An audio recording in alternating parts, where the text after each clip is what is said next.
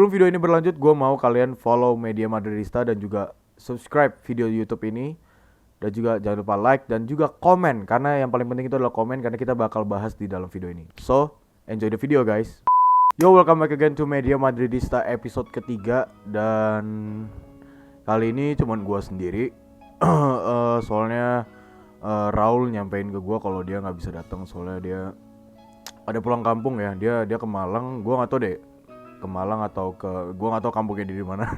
Cuman yang pasti dia nggak bisa untuk hadir karena kemungkinan sinyalnya jelek, dan gue juga nggak maksain banget untuk itu. Tapi dia cuma nitip ke gue, coba bang bahas lebih ke ini bang, Sevilla, Shakhtar itu udah pasti ya kan. Kita kan soal 2 pertandingan skip, nggak ngebahas tentang Sevilla dan Shakhtar. Dan juga tentang Vinicius katanya yang kemarin main di Sevilla. Oke, so kita lanjut aja ya. Sebenarnya di video kali ini gue tuh mau ngebahas tentang kalau alasan kenapa Zidane jangan dipecat dulu sama Madrid. Itu sih sebenarnya. Kenapa itu alasan dari gue ya. Alasan Zidane jangan dipecat dulu dari Madrid. Maksud, dan juga ini nyambungnya ke kenapa Madrid tuh seburuk itu sih musim ini. Kalau lu lihat mungkin buruk. Ini tapi dari gambaran gue ya. Oke lah kalau kita ngeliat dari Liga dan UEFA Champions League.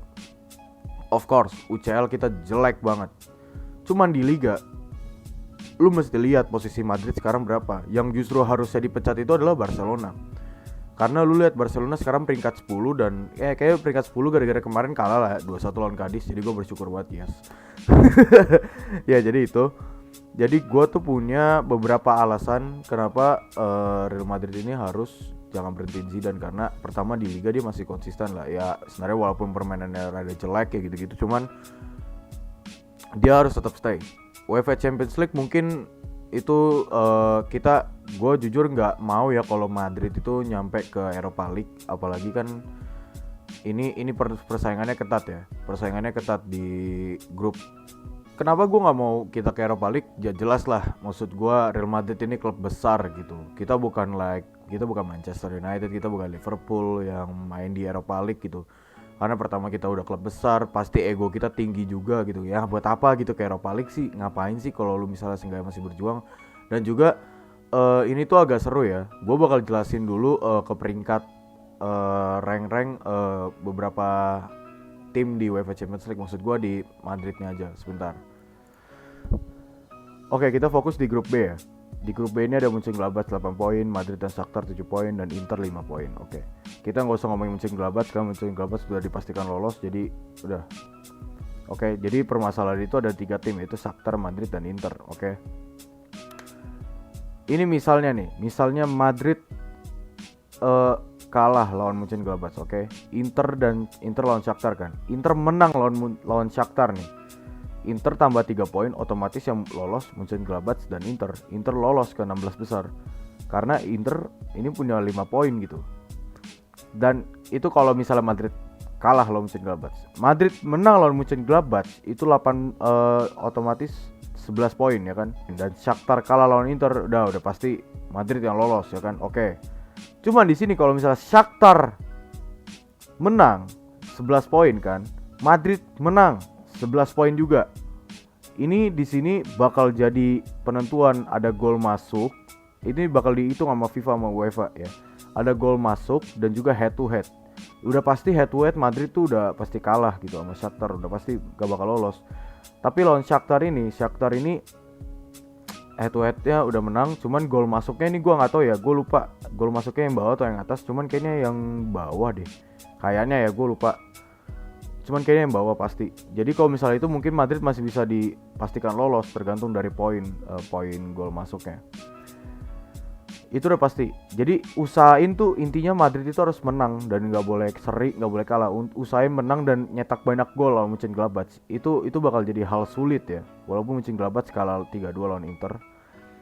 Dan kalau misalnya Madrid seri 8 poin kan. Madrid seri 8 poin. Inter menang lawan Shakhtar, berarti Inter 8 poin. Itu udah pasti Madrid yang lolos karena gol face to face Madrid udah menang, udah menang besar kan, dan gol masuknya Madrid lebih menang juga setahu gue lawan Inter. Jadi tergantung dari hasil match lawan Mönchengladbach. Dan yang tadi gue udah bilang ini tuh Gua bakal jelasin kenapa Madrid tuh main jelek. Sorry itu tadi ketutupan ya. Ya udah.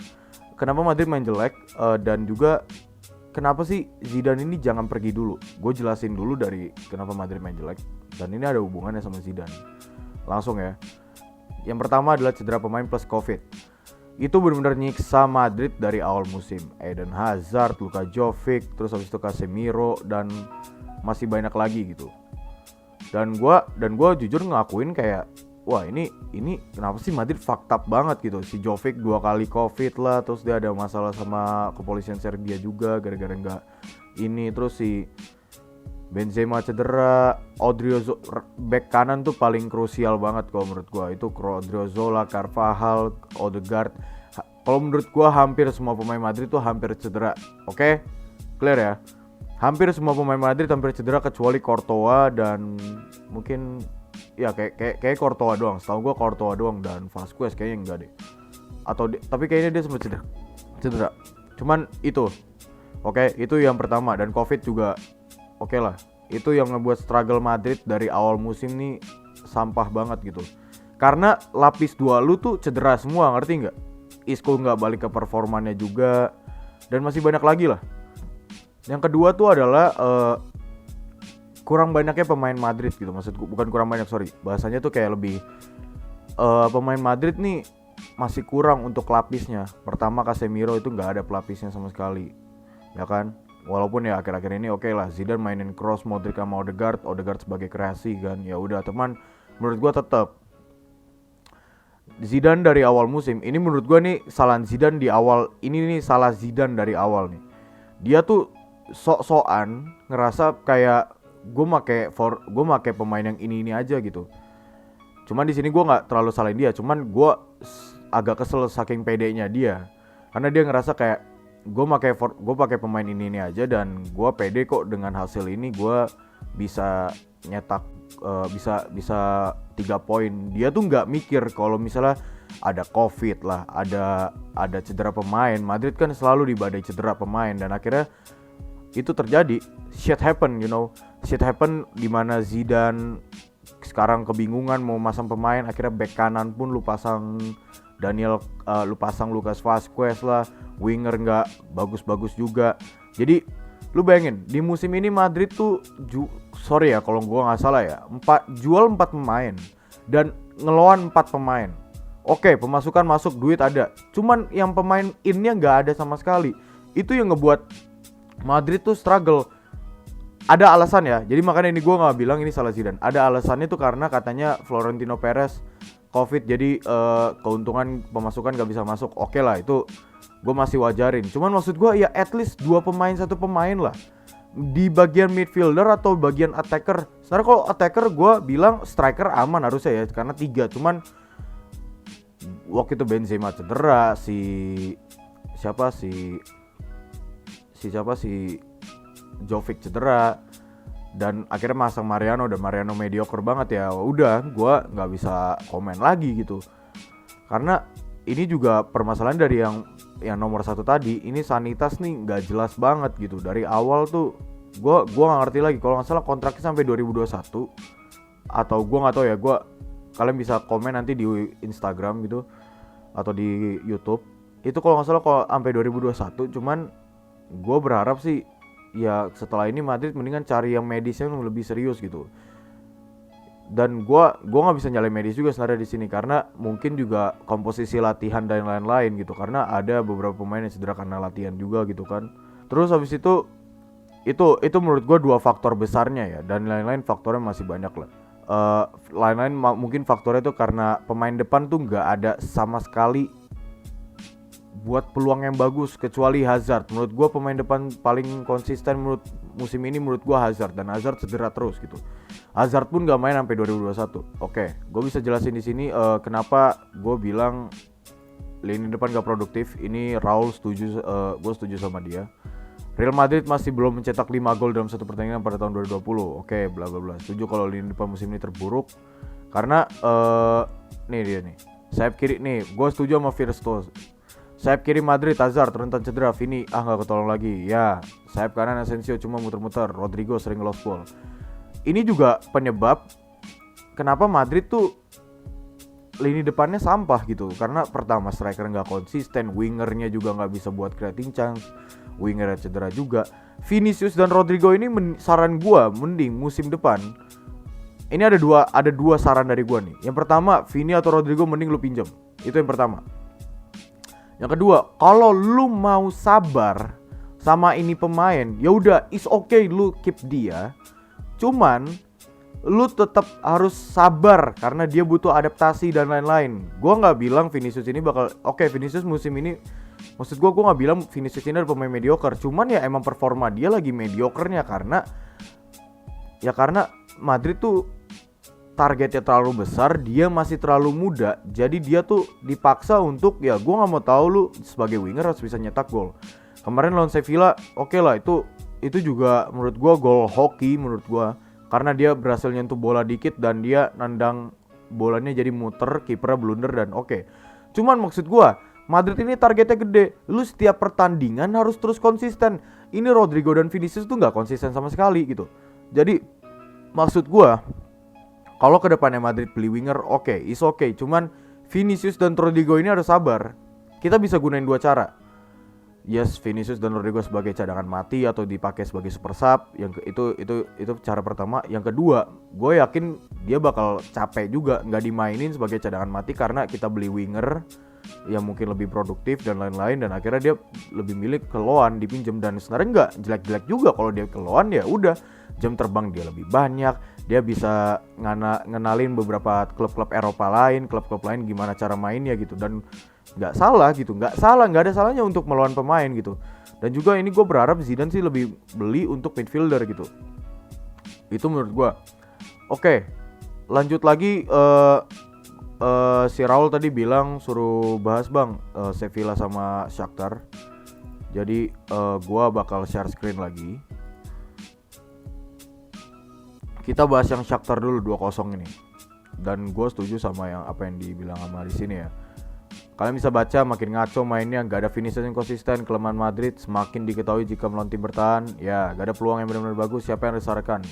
Nih, dia setuju nih. Gue setuju sama dia nih. Menurut gue kedalaman skuad Madrid benar-benar tidak memadai sama sekali di sini. Zidane salah, bukan hal taktik.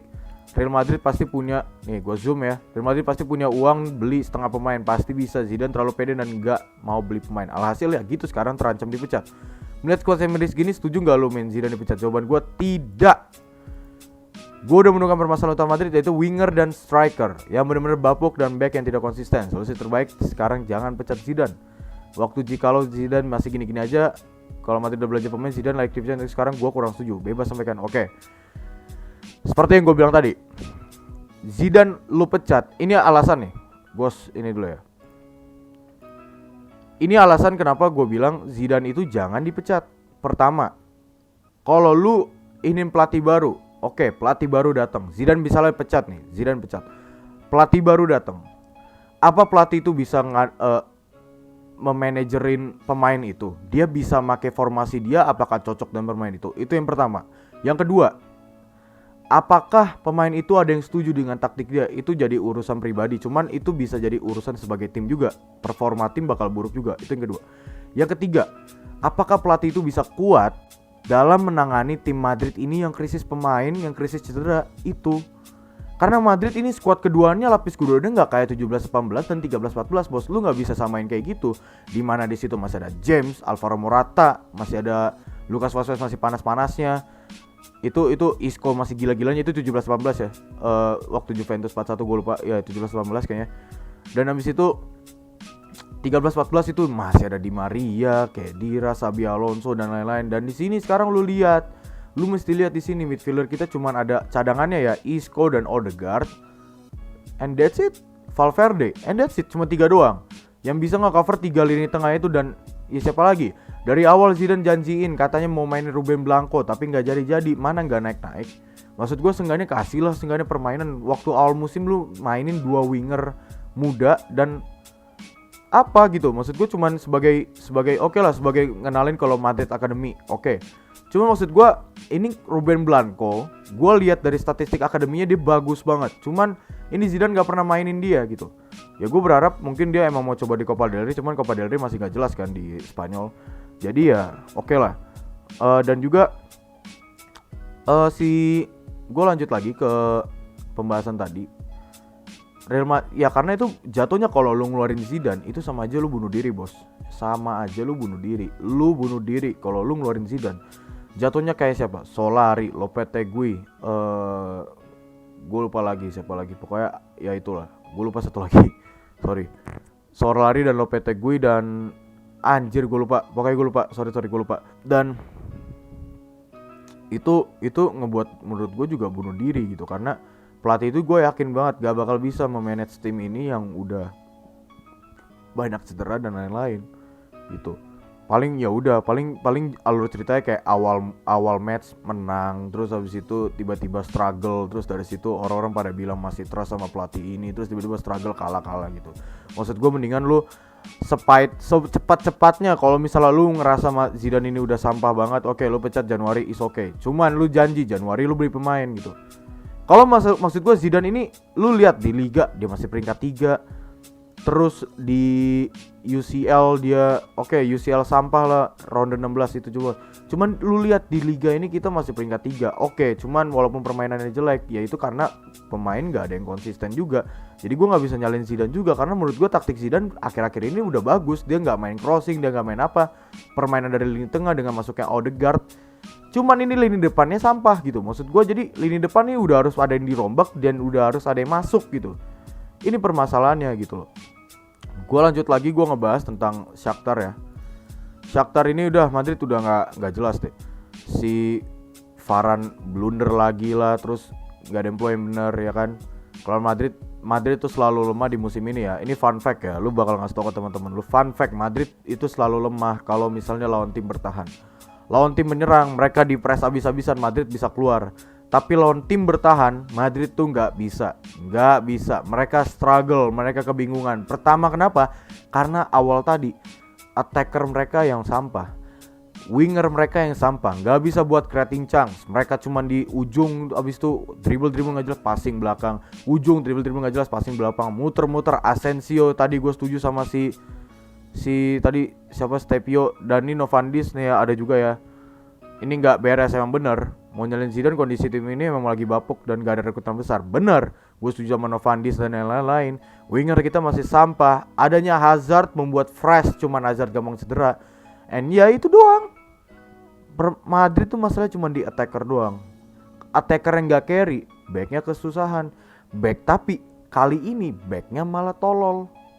Backnya blunder lah, si Varane blunder. Mendy gak off banget waktu lawan Shakhtar.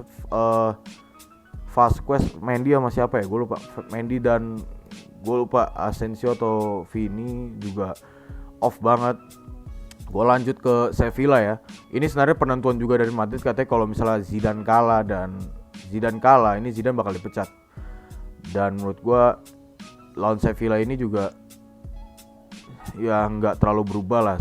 Cuman seenggaknya ada perubahan dikit gitu. Nih babak kedua Sevilla lebih ngotot, Madrid bisa cetak gol lewat counter attack, tapi ternyata itu bukan gol Vini. Ya, Modric sama Kroos bagus banget, masih konsisten di musim ini. Lini belakang solid, semoga konsisten. Ya, kalau lu udah lihat Nacho maju ke depan, itu artinya dia udah pede dengan defender Madrid. Dan gue ngelihat itu beberapa kali waktu lawan Inter pun juga begitu, si Nacho maju ke depan kan. Lini di belakang ada sedikit perubahan, yang gak berubah depannya nih masih gitu buntu. Vinicius Benzema belum nyatu chemistry-nya. Iya, Vinicius dan Benzema belum nyatu lagi chemistry-nya. Gua gak tahu, mungkin karena Benzema habis cedera juga.